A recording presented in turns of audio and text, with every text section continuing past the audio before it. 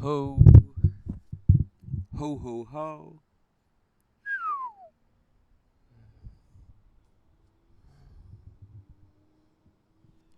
Ho, ho, ho. Hello. Okay.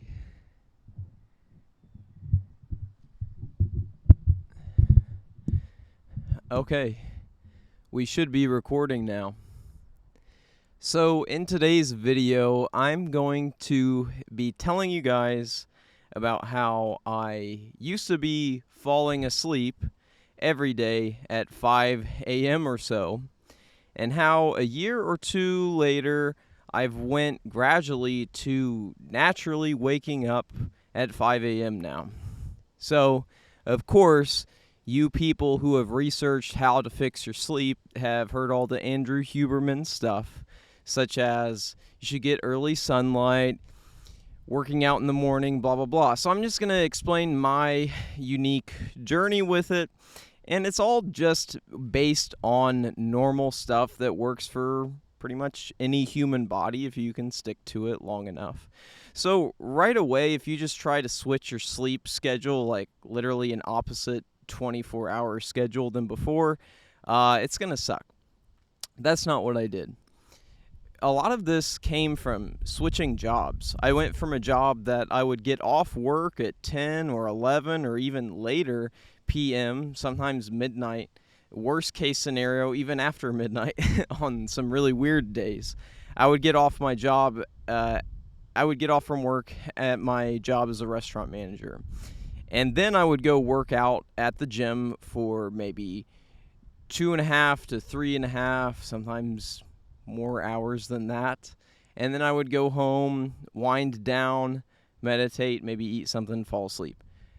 That would have me falling asleep sometimes around 3:30, sometimes around 5:30, even later.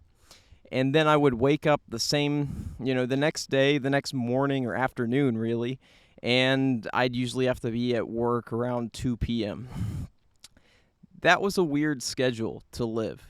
And I'm going to tell you now that it's a much better schedule to try to work with the normal world where people wake up, everybody talks shit on the 9 to 5 job, but it's a decent schedule to work from 9 to 5 or somewhere around there. The idea you're going to work from the morning and then in the evening you get some time later to yourself. So you have time to yourself in the morning, you have time to yourself or to do what you want in the evening, and maybe you have a lunch break. I think that's a healthier schedule overall to live than some night shift. Obviously, as far as I know, there's pretty decent research to back that claim. It's just common sense. You don't even need research. Like when the sun is up, as non-nocturnal beings, we're just human beings. We like when the sun's up. We like to sleep and rest when the sun goes down for the most part. So it's pretty easy to match that schedule. And if you spend your time, especially if you spend time outdoors in the morning, it's going to make this process so much easier. But another thing, so I switched my job and I'm actually in a construction job now. And I get to work around 8 a.m. And I wake up every day now at 5 a.m. And it's a lot easier. Why is that? Well, for one, you have the obligation. You have a work obligation to wake up earlier. That's going to help you. You really need to just stack the cards in your own favor. If you stack the cards in your own favor, you're going to be fine. If you try to focus on pure willpower, that can work, but it's a bad strategy. And honestly, you should use some willpower on more effective things than trying to force yourself into a sleep schedule that you haven't really thought of and set yourself up for yet. So, obviously, if you want to switch your sleep schedule over time, it can take a few weeks, and you're pretty much in the beginning swing of things with a new schedule. Now, to switch like a complete opposite schedule to like what I did.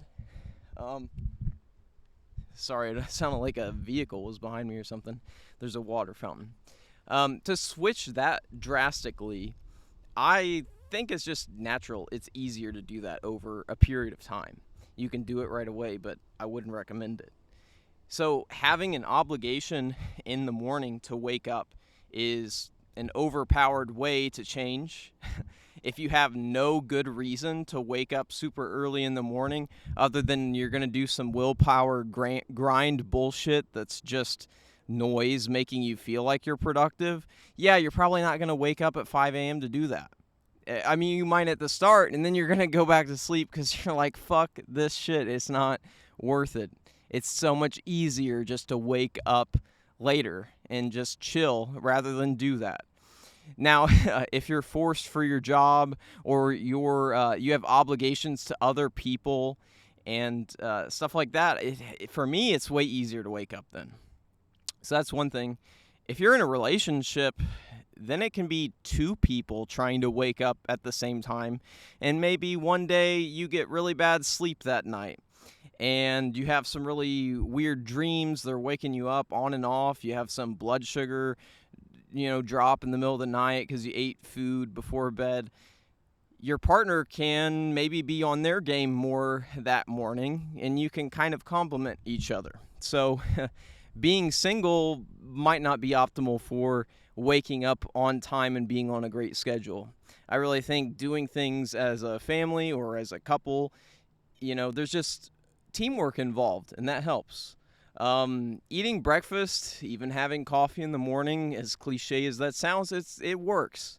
You can, when I was doing the 5 a.m. thing, falling asleep then, I was on this whole intermittent fasting until lunchtime, which would be it could be 2 p.m. It could be later than that. If I was on that schedule where I was getting to work at 2 p.m., I might wake up at 1 p.m. and rush my way to work and then eat in the middle of my shift at work. And maybe the first time I ate was 6 p.m., 8 p.m., something like that. That's not necessarily ideal, I guess. And you'll hear people recommend not to have coffee right when you wake up. I honestly say screw those people. They say you'll have a crash from caffeine if you have it too early in the morning, because that's when your natural cortisol spikes, when your body is expecting to wake up at your normal time. So that's another thing that helps is as you get into your new routine, your body is going to naturally have that body clock where it wants to wake up then. The cortisol spike happens then naturally. So some people recommend don't have your coffee at the same time. I recommend have a human level of coffee. Don't rely on caffeine for your energy, because caffeine gives no energy. It gives an illusion of not being sleepy. It replaces, caffeine sort of mimics adenosine in the brain. Adenosine. It's just a communicative, I guess you could call it, like all these other chemicals, a neurotransmitter. It just does some shit, signals some things in the brain, and one of the things that adenosine does, other than getting you jacked and giving you energy when it's paired with 3-phosphate molecules, when adenosine, one thing it does more or less on its own, as far as I know, is it makes you feel tired. It affects when you're tired, it affects when you're wakeful. As far as I know, adenosine sort of builds up in your brain, and that is part of what makes you feel tired. Caffeine sort of blocks those receptors, and it mimics adenosine, but it does so in a way that it keeps the adenosine from getting to the relative receptor sites where you would end up feeling tired if the adenosine got there. So anyway, blah, blah, blah, science, whatever. You can listen to some chemist or, neurosurgeon, neurologist, some psychiatrist, someone else talk about that stuff in more depth if you want that. But that's the gist. So caffeine doesn't give you any energy. There are essentially 0 calories in caffeine. Energy comes from calories, that's literally, calorie is a measurement of energy. So if you want real energy, that's going to come from food. some crazy, hormonal effects can come from drugs and other things that you want to manipulate. And one of those things that your body is going to do naturally is cortisol. So anyway, if you don't consume tons and tons of caffeine, if you have a regular dose, maybe 1 to 2 cups of coffee a day, I feel like that can run decent, even though it is my goal long term to eventually be on no caffeine, or at least no coffee. Maybe like a soft drink here or there, a lower caffeine beverage here or there. I just think, honestly, my Mormon upbringing kind of was onto something, even though I called bullshit on it when I was 12 years old. They recommended in the Mormon faith, they have this thing called the Word of Wisdom, where they basically more or less say don't drink caffeinated beverages, don't smoke cigarettes, don't drink alcohol, don't do drugs. And all those things were appealing to me throughout my early adulthood, late youth.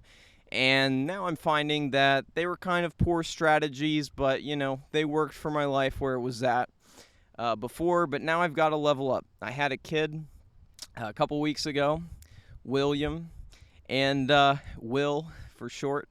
And I've got to become a better person. I've got to level up, literally, in a bunch of areas of my life to give my kid the life that he deserves, and as well to just be a good parent. I don't want that on my conscience that I was a bad parent. That's one of the worst things I could imagine having on my conscience, is underperforming for my kid because I wanted cigarettes or vaping, or, I wanted to drink, which never really had a huge problem with drinking.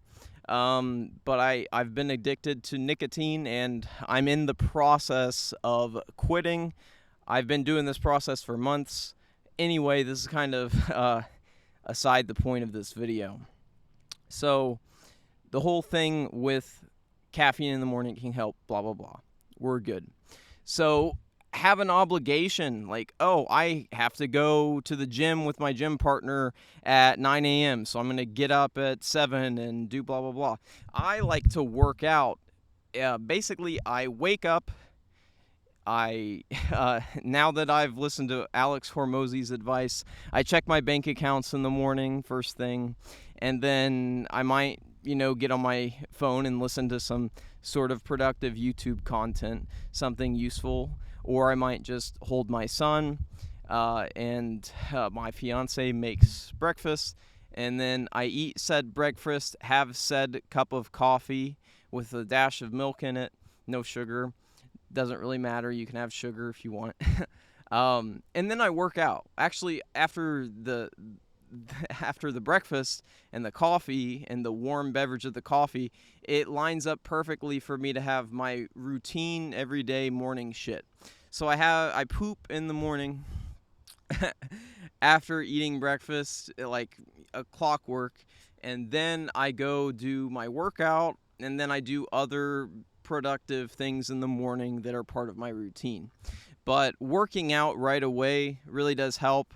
I found that building a home gym is a huge life hack when you become busier in life. I used to have time or it used to feel like a decent use of my time to go all out on fitness as like the main thing, and be in the gym 3.5 hours a session. I don't find that to be the best choice for me anymore. So having a home gym really helps. But anyway, you can do push-ups, you could do pull-ups, you could do body weight squats, you could go for a walk. Like, it's so many different options. Getting sunlight early in the morning does definitely help. I feel like the obligation to go to work, you're at least going to be in the sunlight, driving to work, walking to work, whatever you do, you're going to get some sunlight exposure. For me, some construction, some of the things we do, I get to work outside. That definitely helps. Like, I wake up, do my morning routine, I get to work, and I'm in the sun. That helps you be on a regulated body clock. But these are all really no-brainer things. I guess the message is more, you don't have to do it all at once, but the main message is stack the odds in your favor for waking up on time. Don't expect it to just come easily if you're on a pure willpower method. I feel like that's the pure fucking stupidity method. Like, you can have willpower, you can force yourself to do things, but why not stack them in your favor? Make yourself a downstream path to your goals by intelligently designing your life. That's all I need to say. Start doing that, and you will thank yourself. See you guys later.